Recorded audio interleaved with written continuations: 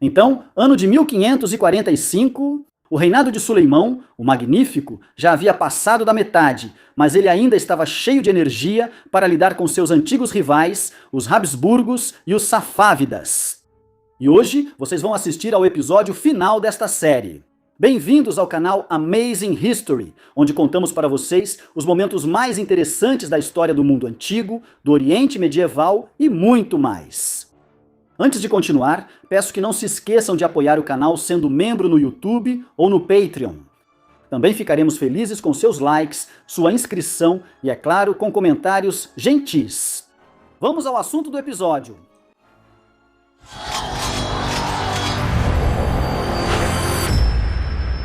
Suleimã, o Magnífico, entrou para a história não apenas por suas conquistas militares, mas também por inúmeras reformas que fortaleceram e modernizaram o Império Otomano. O sultão buscava criar um sistema jurídico justo, o que lhe rendeu o apelido de Kanuni, ou seja, o legislador. Ele reformou a legislação otomana, unindo as leis da Sharia com o direito consuetudinário e os decretos do sultão. Suleimã também reformou o sistema de administração provincial, dividindo o império em províncias administradas e eialetes, e estabelecendo um controle rigoroso sobre os governadores locais. O sistema tributário foi revisado com a implementação de taxas fixas de impostos, o que ajudou a reduzir os abusos dos coletores de impostos e diminuir a carga sobre a população camponesa. Suleimã também fortaleceu o exército, aumentando seu efetivo e melhorando a organização. Ele reorganizou os janízaros, fortalecendo sua disciplina e capacidade de combate. Suleimã apoiava ativamente projetos arquitetônicos, financiando a construção de mesquitas, hospitais, escolas e banhos públicos. Ele contribuiu para o desenvolvimento da cultura, arte e ciência, convidando artistas e cientistas de várias partes do império e de outros países. Após assinar mais uma trégua com os Habsburgos, Suleimã voltou a iniciar uma campanha contra o Shah iraniano Tahmasp. Em 1548, o exército do sultão avançou para o interior do Irã e ocupou temporariamente Isfahan. Nos anos seguintes, as operações militares continuaram com sucesso variável. No geral, a campanha não trouxe resultados relevantes para Suleimã. Ele voltou para casa de mãos vazias, exceto pela captura da cidade fronteiriça de Van e pelos ricos despojos. Enquanto Suleimã lutava no leste, a governante da vassala Transilvânia, Isabela, sob pressão de Fernando, concordou em devolver a Transilvânia ao reino da Hungria em troca de terras na Silésia. O sultão soube disso e, em março de 1552, iniciou uma nova campanha contra os Habsburgos. Como era de se esperar, os postos avançados e fortalezas caíam como peças de dominó diante da força superior dos otomanos. Em setembro, eles chegaram à pequena fortaleza de Eger e acamparam nas proximidades, preparando-se para o cerco. Poucos esperavam que a guarnição da fortaleza, com apenas cerca de 2.000 homens, liderados pelo comandante de 50 anos, Istvan Dobó, oferecesse uma resistência séria. Os homens e mulheres que estavam na fortaleza eram húngaros nativos. Apesar do juramento ao rei Fernando, eles não lutavam por glória, mas para proteger seu lar. Os otomanos esperavam uma vitória fácil, mas a coragem dos defensores da fortaleza fez com que eles repelissem repetidos ataques do inimigo. Contra os invasores foram usadas granadas e bombas primitivas, mas mortais, do tamanho de um barril de pólvora, além de uma roda de moinho d'água cheia de pólvora, enxofre e pedras, que eles rolaram em direção às fileiras dos otomanos e explodiram. Durante 39 dias, os defensores repeliram os ataques das forças inimigas superiores. Mesmo depois que a torre com os estoques de pólvora explodiu e causou danos significativos, os otomanos não conseguiram entrar no castelo. Enquanto isso, o moral no acampamento otomano estava em um nível extremamente baixo. As rações de comida foram reduzidas, começaram as chuvas torrenciais de outono, transformando as condições de vida no acampamento em um verdadeiro inferno. No final, o exército otomano foi forçado a recuar. Contra todas as probabilidades, os defensores húngaros de Eger conquistaram a vitória. Graças ao heroísmo deles, os Habsburgos mantiveram suas posições no norte da Hungria, e Suleimano, mais uma vez, não conseguiu expulsar seus rivais incômodos dessa região. Por outro lado, a campanha otomana de 1552 ainda assim foi bem sucedida, pois eles conquistaram mais 24 fortalezas dos Habsburgos. Enquanto os otomanos estavam distraídos com mais uma guerra contra os Habsburgos, o Shah Safavid Tahmasp voltou a se manifestar na fronteira oriental deles. No mesmo ano de 1552, ele iniciou uma campanha com o objetivo de recuperar os territórios recentemente perdidos.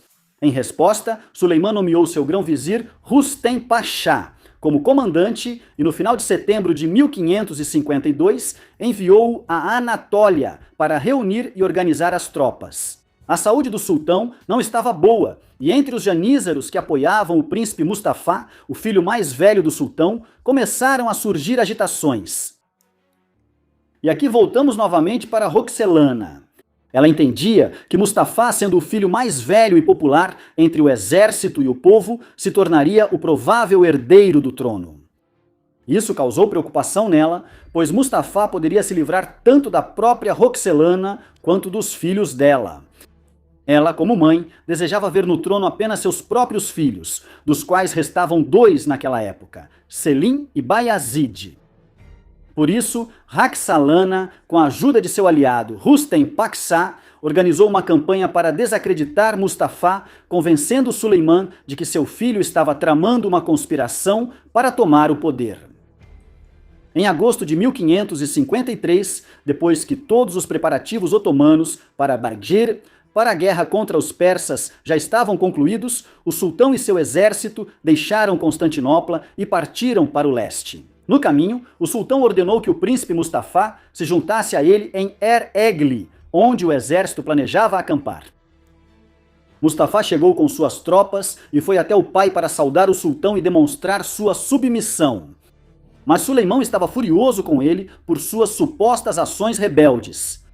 Quando Mustafá entrou na tenda imperial, o sultão ordenou aos carrascos que o estrangulassem. Esse acontecimento chocou os soldados, pois muitos deles esperavam que Mustafá se tornasse o herdeiro de Suleimão, já que era considerado o mais competente, amado e respeitado entre os filhos do sultão. Os janízaros estavam especialmente irritados com Rustem. Provavelmente numa tentativa de levantar o moral caído do exército, o sultão o destituiu do cargo e nomeou em seu lugar o segundo vizir, Ahmed Pachá. Em seguida, o exército deixou Er-Egli para passar o inverno em Alepo e se preparar para a guerra na primavera seguinte.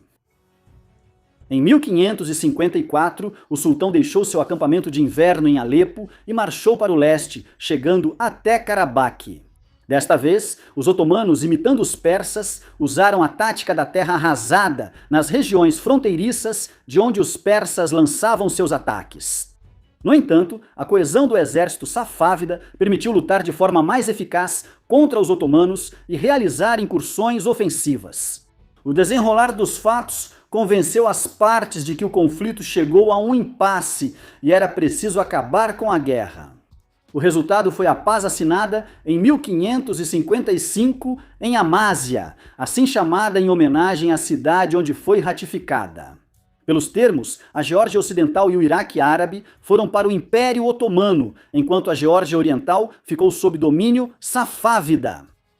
Em 1558, Roxolana faleceu. Para Suleiman, isso foi uma grande tragédia que afetou sua saúde e seus hábitos. Ele se torna reservado e ascético. No mesmo ano, morre também Carlos V, seu eterno rival, em cuja rivalidade parecia estar o sentido da vida de Suleimão. Começou o declínio de sua vida e de seu reinado. Uma vez, lá em 1522, Suleimão tomou Rhodes dos Cavaleiros Hospitalários e, simbolicamente, aconteceu que a luta contra eles marcou também o fim de sua vida. Após serem expulsos de Rhodes, os Cavaleiros de São João vagaram pela Europa por vários anos em busca de um novo lar. Até que, em 1530, o imperador Carlos V lhes concedeu a ilha de Malta, junto com Gozo e Trípoli. A partir dali, os hospitalários retomaram suas atividades de corso contra os otomanos e, em 1550, voltaram a ser um sério obstáculo para Suleimão. Eliminar a ameaça representada pelos hospitalários foi uma tarefa confiada a Turgut Reis, também conhecido como Dragut. Em 1551, ele atacou os cavaleiros, devastando a ilha de Gozo e escravizando quase toda a sua população. Mas após tentar tomar Malta, que era muito mais fortificada, os cavaleiros o repeliram. Depois disso, Dragut capturou a guarnição dos cavaleiros em Trípoli e a usou para realizar ataques. Nos anos seguintes, Dragut conseguiu capturar parte das Ilhas Baleares. Não conseguiu. Em 1560, os cavaleiros se uniram à coroa espanhola, Veneza, Gênova e outros países em uma aliança para retomar Trípoli dos otomanos. No entanto, sua frota foi atacada por Dragut na Batalha de Djerba e sofreu uma derrota. A aliança perdeu dezenas de navios e pelo menos 15 mil soldados, e isso significava que agora havia um vácuo de poder, do qual os otomanos poderiam se aproveitar. Ficava óbvio que Dragut em breve atacaria Malta. Os cavaleiros preparavam a ilha para a defesa.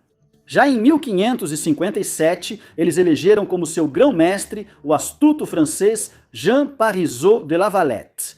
Sob seu comando, os hospitalários reconstruíram a frota destruída em Djerba e reforçaram a defesa das 3 principais fortalezas de Malta.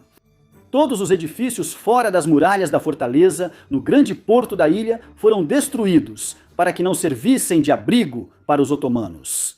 Os camponeses locais receberam ordens para colher toda a safra e levá-la para dentro das muralhas da fortaleza. Suprimentos adicionais também foram trazidos da vizinha Sicília.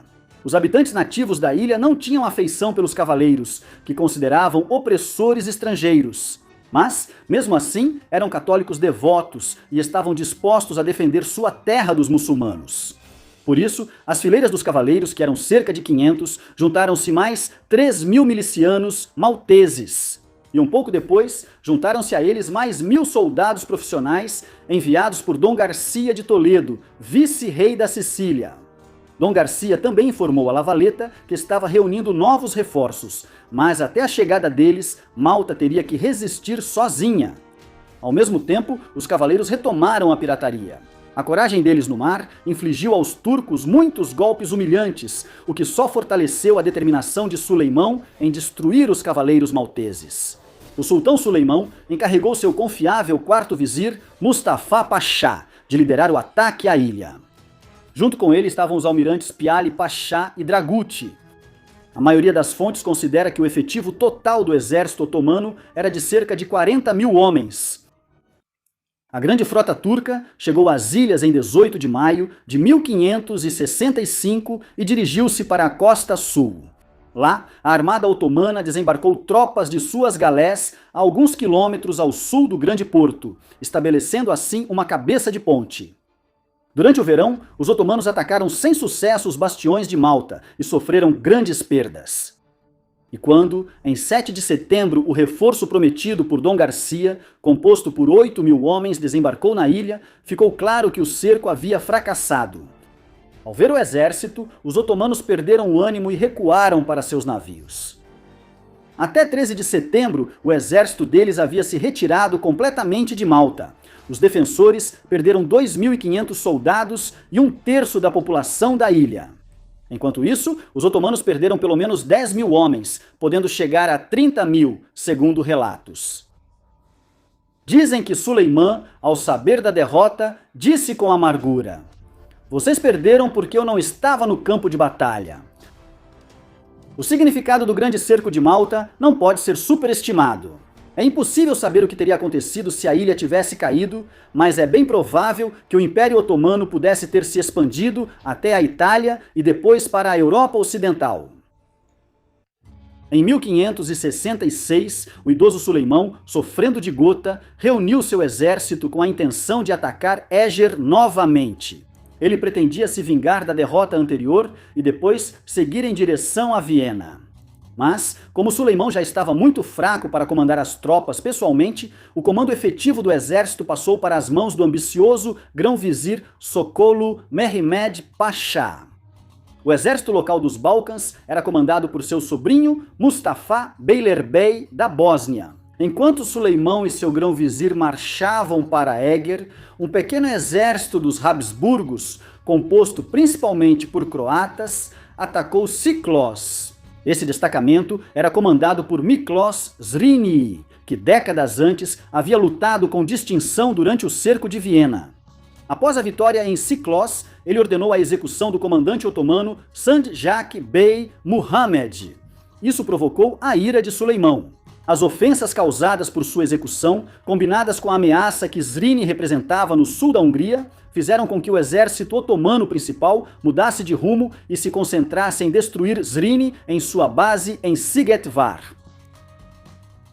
Sigetvar não tinha grande valor estratégico para as campanhas de Suleimão, ainda mais com o exército dos Habsburgos reunido em Viena.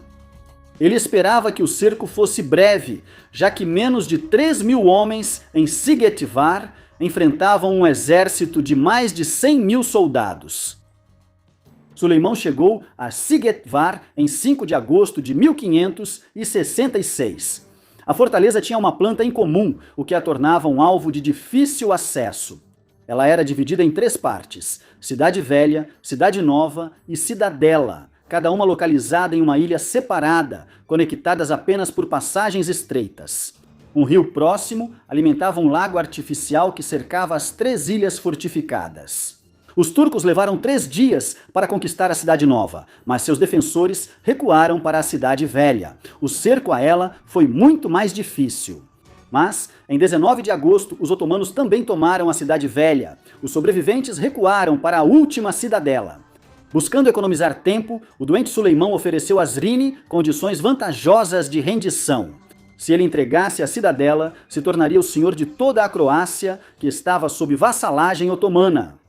Zrinyi, apesar da situação aparentemente desesperadora, ignorou a proposta e não deu nenhuma resposta aos otomanos, decidindo lutar até o fim. Aproveitando a água rasa, o exército otomano usou destroços para construir suas próprias barragens, a fim de criar novas direções para os ataques. Sapadores explodiram parte da muralha, abrindo grande brecha. Zrinyi entendia que o fim estava próximo, pois o ataque dos otomanos pela brecha poderia acontecer a qualquer momento, e suas forças exaustas não seriam capazes de resistir. Mas, para sua surpresa, seguiu-se um momento de calmaria.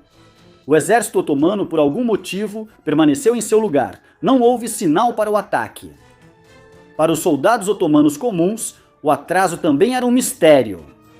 Apenas Sokolo Mehmet Pasha e seu círculo mais próximo sabiam o verdadeiro motivo do atraso. Suleimão, o Magnífico, morreu em sua tenda aos 72 anos. Por temer que a notícia de sua morte pudesse abalar o moral das tropas, Mehmet manteve isso em segredo por 48 dias, chegando até a mandar estrangular o médico pessoal do sultão.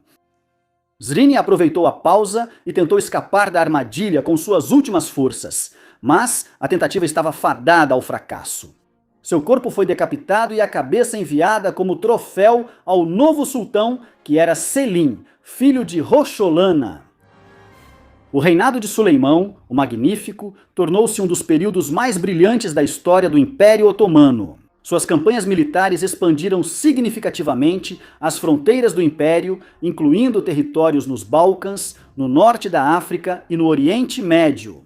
A política interna de Suleimão foi caracterizada pelo fortalecimento do poder centralizado, reformas legislativas e desenvolvimento da infraestrutura, o que contribuiu para a prosperidade da economia e da cultura. Ao mesmo tempo, seu governo lançou as bases para futuros conflitos e desafios que o Império Otomano enfrentaria nos séculos seguintes. Mas isso é assunto para outra ocasião, ok? Por hoje é só. Obrigado por assistir e nos vemos nos próximos episódios aqui no canal. Até mais! Mas isso é assunto para outra ocasião, ok?